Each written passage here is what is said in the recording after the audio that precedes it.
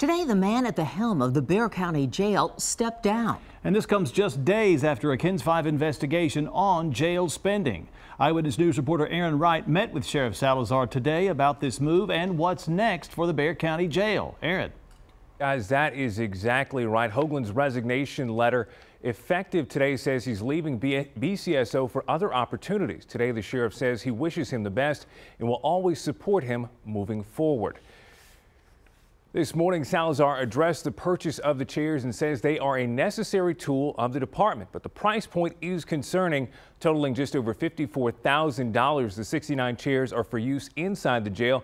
BCSO has now stopped a second order of that same chair. He says Assistant Deputy Chief Bobby Hogeland followed the rules and procedures for purchasing the chairs. He took us inside to see the state of the chairs as well as deputies using them.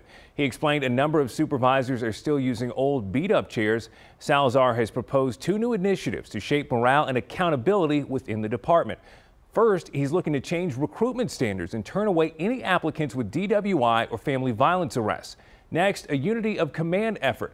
This move would ensure deputies answer to the same leadership. He says currently they're in rotation with who they answer to. This move would add consistency to the department.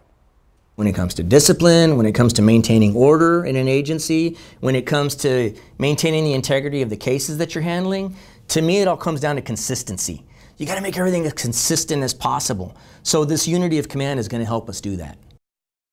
In the meantime, he says Deputy Chief Ruben Vela will step into the role of acting jail administrator. A national search will be launched to find a full-time person for the job.